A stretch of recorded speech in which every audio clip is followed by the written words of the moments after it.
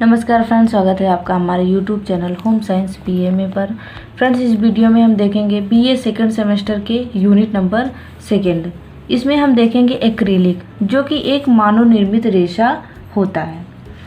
Acrylic क्या होता है? ये आधार रूप में एक्रिलिक एक प्लास्टिक का प्रकार होता है। जैसे जो प्लास्टिक होता है, प्लास्टिक का सामान हम यूज करते हैं, तो उसी तरीके से प्लास्टिक से भी एक रेशा बनाया जाता है जिससे वस्त्र का निर्माण किया जाता है।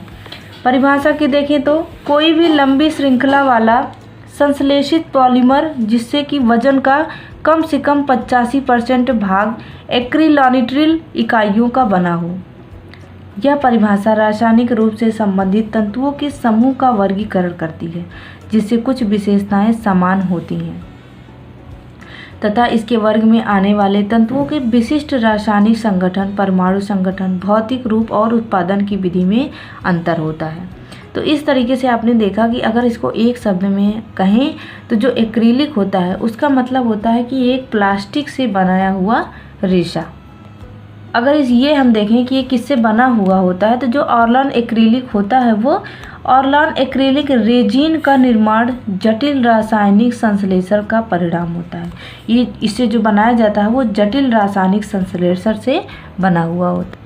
तो इस तरीके से आप देखकर समझ सकते हैं कि जितने भी कृत्रिम रेशा होते हैं सबको बनाने की विधियां लगभग एक सी होती हैं। जैसे इसके चमक कम करने वाले रसायनों को मिलाने से ऑरलॉन को उसी प्रकार आंशिक मंद बनाया जाता है। इसमें प्राकृतिक चमक बहुत ज़्यादा होती है। जिस प्रकार नायलॉन को बनाया जाता है, जमाने की क्रिया के बाद धागा तैयार होता है, फिर उसे खींचकर स्थिर किया जाता है। आप एक बार बनाने का तरीका देख सकते हैं कि कैसे बनाया जाता है। जैसे हमने बताया कि इसमें सभी वस्तुओं को मिला करके एक निश्चित ताप पर जमा लिया जाता है। जैसे ये आप देख सकते हैं कि इसमें एक्रिलोनिट्रिल है, पॉलीमराइजेशन है, रिएक्टर है। उसके बाद क्या हमें प्राप्त हुआ? डाइमिथाइल फॉर्मेमाइड प्राप्त हुआ। उसके बाद इस सब चीज़ों को फिल्टर किया गया। फिल्टर करने के बाद स्पिनरेट में डाला गया। फिल्टर करने के बाद मतलब सभी चीज़ों को एक निश्चित ताप पर जमा करके वह इस स्थिति में आ गया है कि उससे रेशा हमें प्राप्त हो सकता है। तो फिल्टर में क्या होता है कि फिल्टर करने के बाद ही हमें तुरंत रेशा प्राप्त होता है। और स्पिनरेट क्या होता है? ये एक पतली छलनी होती है जिससे हमें रेशा प्राप्त होता है।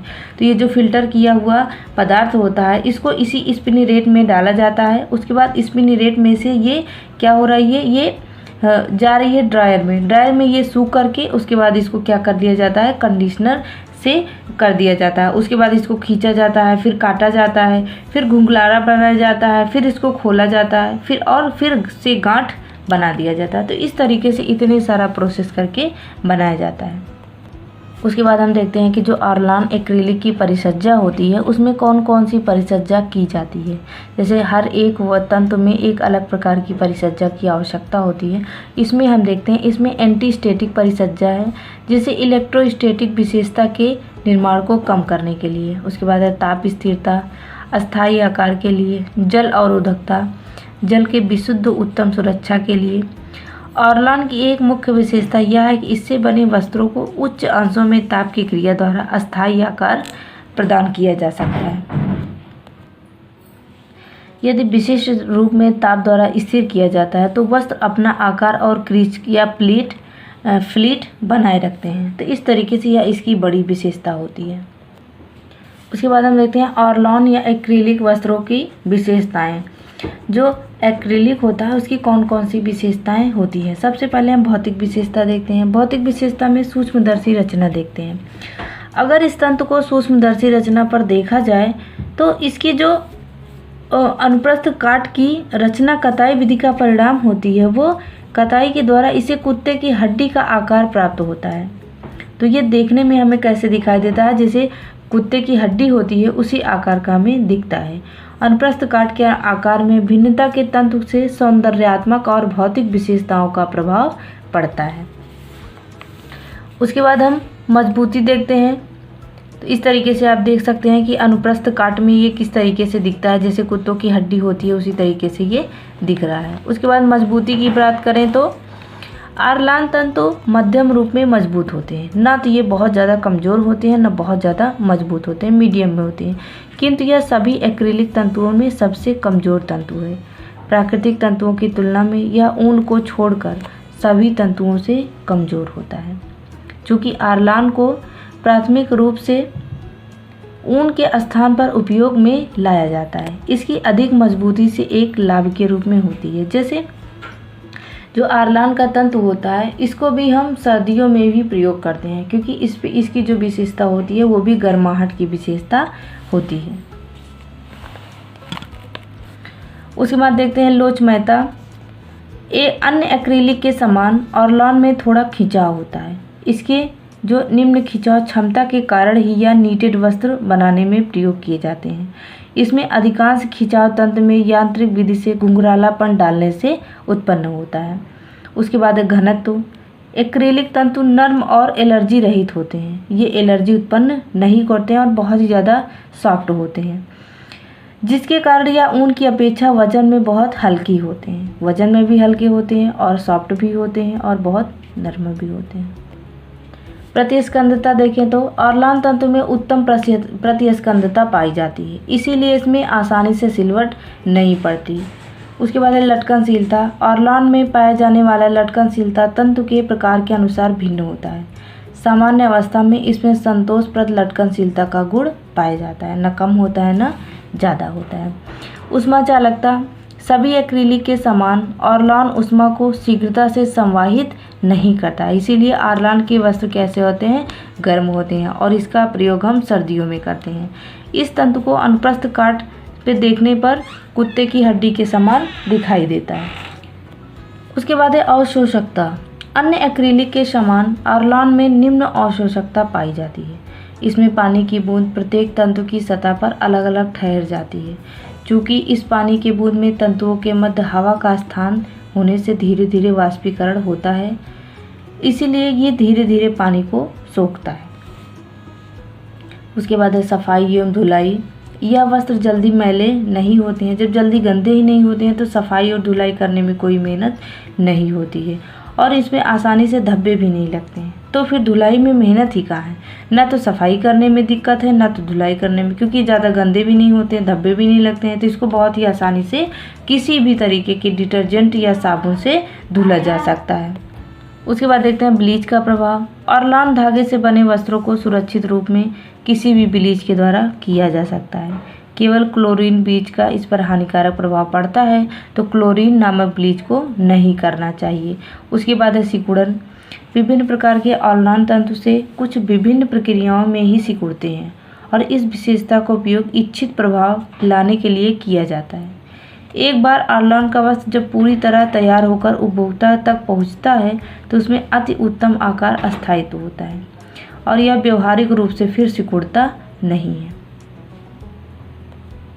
उसके बाद है ऊष्मा का प्रभाव। ऊष्मा का प्रभाव देखेंगे इसमें। आरलान के तंतु पर 455 फ़ारेनहाइट पर ये चिपक जाते हैं, मतलब जो कि नायलॉन से केवल थोड़ा अधिक होता है। इसमें उच्च तापक्रम पर पिघल जाते हैं, मतलब ये बहुत ही ज़्यादा हीट प्रेस नहीं ले पाते हैं। इसको मध्यम प्रेस पर ही करना चाहिए। प्रकाश का प्रभाव। आरलान वस्त्र प्रकाश के प्रति प्रतिरोधक होते हैं। इसकी बहुत अधिक प्रतिरोधक क्षमता होने के कारण इन वस्त्रों को लंबे समय तक सूर्य के प्रकाश में खुला रखा जा सकता है। फफूंदी के प्रति प्रतिरोधकता। फफूंदी वस्त्र की सतह पर निर्मित होती है, किंतु इसका आरलान धागे पर कोई बुरा प्रभाव नहीं पड़ता, मतलब इस पर कोई फफूंदी नहीं लगती। उसके बाद है कीट का प्रभाव। आरलान कीट से अप्रभावित होते हैं, इस पर कीट का भी कोई प्रभाव नहीं पड़ता। क्षार का प्रभाव।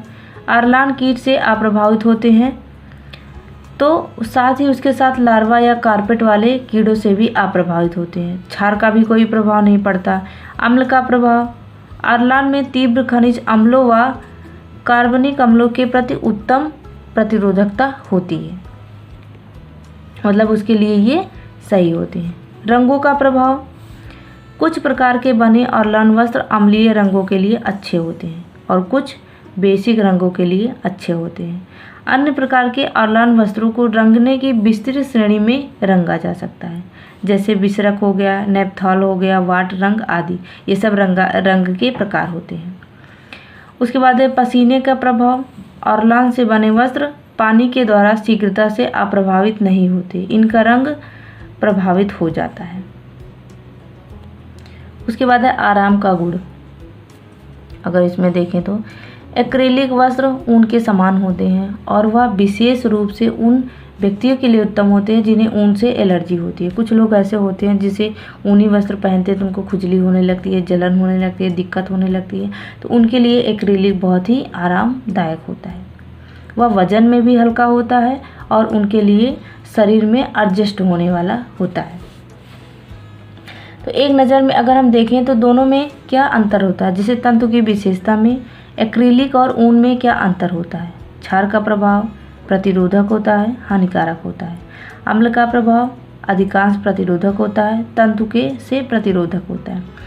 घोलक का प्रभाव शुष्क धुलाई की जाती है और शुष्क धुलाई की सिफारिश की जा सकती है। सूर्य का प्रभाव उत्तम प्रतिरोधकता, निम्न प्रतिरोधकता। अस्थायित्व क्या होता है, ऊष्मा द्वारा स्थिर होने के कारण आकार बनाए जाते हैं और ये जमने के गुण होता है, इसलिए सिकुड़ते हैं। उसके बाद है क्रीज का प्रभाव। क्रीज पर स्थिर किया जा सकता है, ऊष्मा द्वारा हटाया जा सकता है। ऊष्मा और आर्द्रता द्वारा क्रीज सेट की जा सकती है, अस्थायी नहीं होती। ऊष्मा का प्रभाव थर्मोप्लास्टिक से इतना 450 से 490 पर ये चिपक जाते हैं और ये आसानी से टूटने लगते हैं। उच्च तापक्रम पर चटक जाते हैं। कीट व फफूंदी का प्रभाव प्रतिरोधक होते हैं। कीट से प्रभावित जैसे मैले संग्रहित उन पर फफूंद निर्मित हो जाती है। तो इस तरीके से हमने एक्रिलिक इसमें पूरा टॉपिक कवर किया है। वीडियो को पूरा देखें। वीडियो देखने के लिए धन्यवाद।